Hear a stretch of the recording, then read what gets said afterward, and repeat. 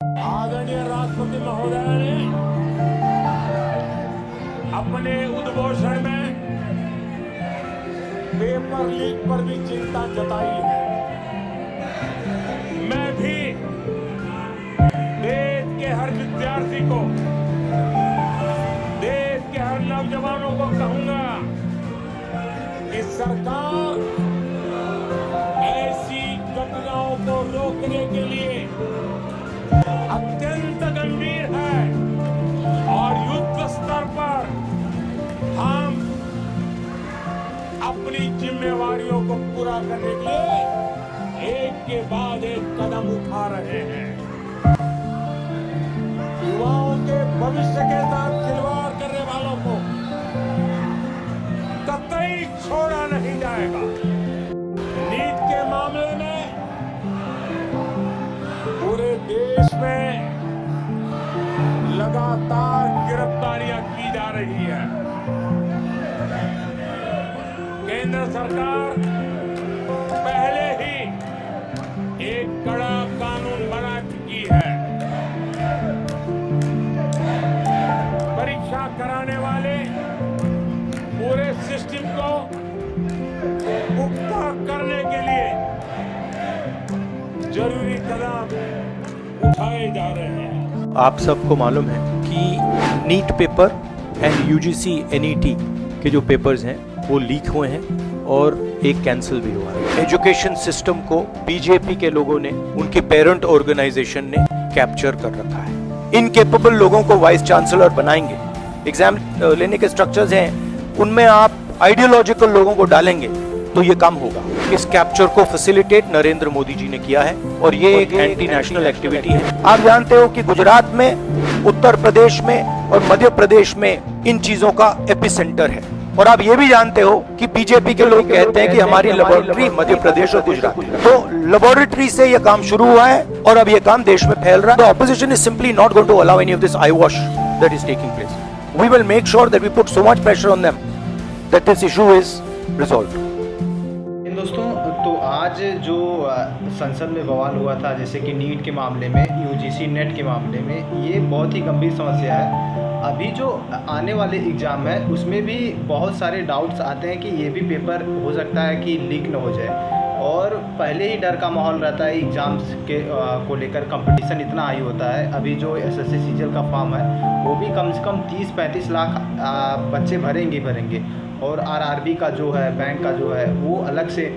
तो बहुत लोग दूर जगह पे रहते हैं, तो जाना वर्थ होगा कि नहीं। अगर स्टेट वाइज एग्ज़ाम रहता है तो अपने स्टेट में, होम टाउन में जाके एग्ज़ाम देना पड़ता है। तो ये बहुत ही बड़ी दिक्कत होती है कि पहली बात तो अंदर से भय लगता है कि जो एग्ज़ाम होगा वो मेरा सफल होगा कि नहीं होगा। अगर बाई चांस जो पेपर अच्छा भी आपका हो जा रहा है तो बाद में दिक्कत ये होती है कि अगर सुनने में आ गया पेपर लीक हो गया, फिर उसके बाद आपका जो पेपर अच्छा हुआ था, क्या गारंटी है कि सेकंड टाइम में जो पेपर होगा वो अच्छा जाएगा या नहीं जाएगा। तो ये बहुत ही बड़ी समस्या है, और ऊपर से इसमें टाइम बहुत जाता है, आदमी का मेहनत बहुत जाता है, पैसा भी बहुत जाता है, पैसा का भी बहुत खर्च होता है।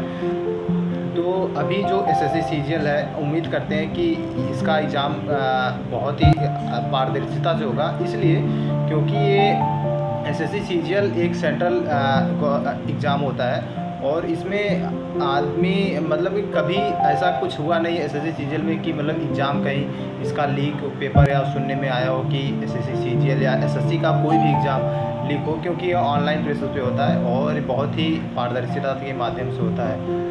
तो अभी देखना है कि ये पेपर अच्छे से जाता है या नहीं जाता है। हालांकि इसके साथ कभी हुआ नहीं है, लेकिन यूजीसी नेट जो है वो बहुत ही ख़तरनाक लेवल पे उसका जो भी हुआ, उसको डार्क वेब पे भी चढ़ाया गया था, उसको टेलीग्राम के माध्यम से भी बहुत जगह लीक करवा दिया गया।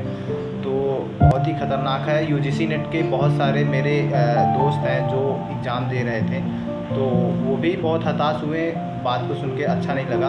मैं बताता हूँ यूजीसी नेट और नीट क्या होता है। नीट जो बायोलॉजी सेक्टर के बच्चे पढ़ते हैं, और 12th के बाद भी एग्ज़ाम होता है, लेकिन जो यूजीसी नेट का एग्ज़ाम होता है वो ग्रेजुएशन के बाद, पोस्ट ग्रेजुएशन के बाद एग्ज़ाम आप दे सकते हैं, और नेट के निकालने के बाद आप बाद में पीएचडी भी करेंगे, आप ये करते हैं। और एक स्पेशलाइज्ड मतलब कि एक क्षेत्र का स्पेशलाइज्ड आपको बनने के लिए वो एग्ज़ाम देना पड़ता है। यानी अगर आप फिजिक्स में नेट का एग्ज़ाम दे रहे हैं तो फिजिक्स का एकदम डीप से डीप क्वेश्चन वहाँ से आता है नेट में, और जो फिजिक्स से बंदा करता है उसे CSIR नेट का मतलब एग्ज़ाम देना पड़ता है। और जो UGC नेट जो करते हैं बच्चे वो आर्ट साइंस जैसे कि भूगोल हो गया, इतिहास हो गया, हिंदी हो गया, ये सब जो एग्ज़ाम होता है वो UGC नेट के अंतर्गत आता है। लेकिन अगर आप साइंस साइड से हैं, जैसे कि आप मैथ से अगर नेट निकाल रहे हैं या आप फिजिक्स से केमिस्ट्री से निकाल रहे हैं तो वही CSIR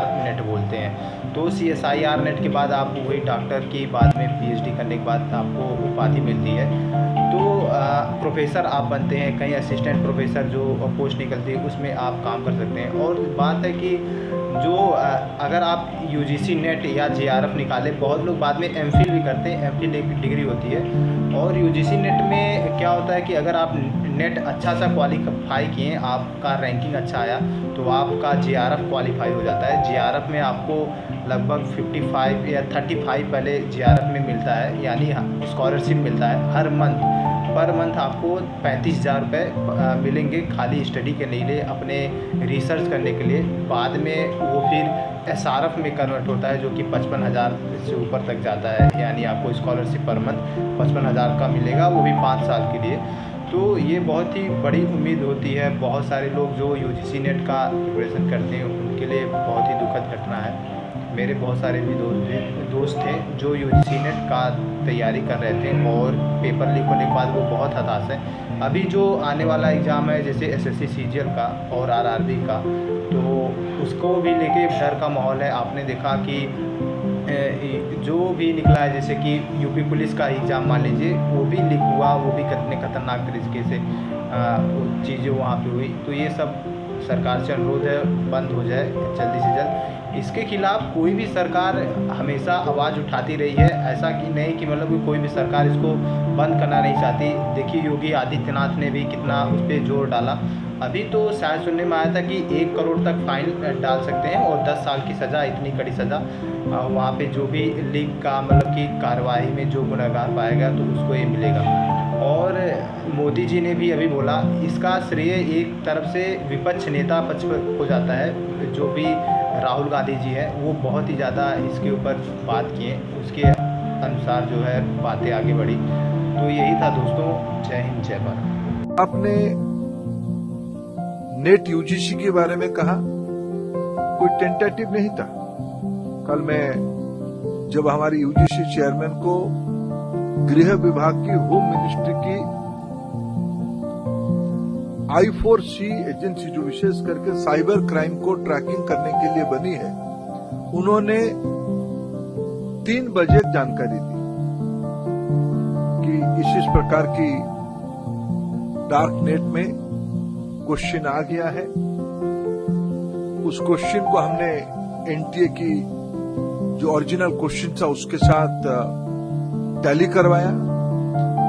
जब हम स्पष्ट हो गए कि वो डार्क नेट में जो क्वेश्चन है वो UGC नेट की ओरिजिनल क्वेश्चन के साथ मिलता है, तत्क्षणात हम लोगों ने निर्णय किया इसके ऊपर एक उच्च स्तरीय अनुसंधान और CBI इंक्वायरी हो। क्योंकि इन दिनों में टेलीग्राम पे ये न्यूज आता है, ये क्वेश्चन आता है। टेलीग्राम की जो चरित्र है उसको एक उच्च स्तरीय अनुसंधान के बिना उसकी ट्रैकिंग करना अपने आप में एक चुनौती है, आप उसके बारे में जानते हैं। हमने तत्क्षणात निर्णय किया कि इस परीक्षा कॉम्प्रोमाइज हुई है, उसको स्थगित किया जाए। और जल्द ही हमने उसी में भी कहा है कि जल्दी हम नया तिथि के साथ आएंगे परीक्षा करने के लिए। जहां रहा नीट की सवाल है, नीट में मैं उसको कोई अच्छी बात नहीं मानता हूं, लेकिन मैं फिर विनम्रता से कहना चाहूंगा, जो लाखों मेधावी विद्यार्थी बहुत मेहनत से उस परीक्षा को उत्तीर्ण हुए हैं, उनकी भी हितों को हमें ध्यान देना है। मैं भारत सरकार की शिक्षा विभाग की दायित्व में एक अनफॉर्चुनेट इंसिडेंट हुई है, हम एक चुनौती भरा समय में गुजर रहे हैं। मैं सभी को अपील करूंगा कि ये विषय को मैं देश की विद्यार्थी की हित मेरे मन में सबसे प्राथमिकता है।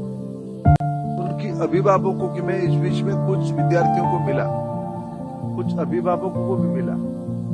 कई विद्यार्थियों की मेल मेरे को आती है, बहुत सारे लोगों की नाराजगी मेरे पास आती है। तो उसको आज ए पेरेंट, आज ए बड़े भाई, आज अभिभावक मेरे पास उसको स्वीकार करना, उनको संभालने की अलावा कोई और रास्ता ही नहीं है। मैं इनको संभालता हूं, उनकी नाराजगी वाजिब है, ये प्रजातंत्र है, लोगों की बात हमें सुननी है और उनके लिए जो न्यायोचित मार्ग होगा, जस्ट एंड लॉफुल होगा, उसको करना सरकार की दायित्व बनता है। मैं हमारी सरकार की तीसरी पारी में मैं बिल्कुल जिम्मेवारी के साथ आश्वस्त करता हूं, आपको धीरे धीरे दूध का दूध, पानी का पानी स्पष्ट आज हो जाएगा।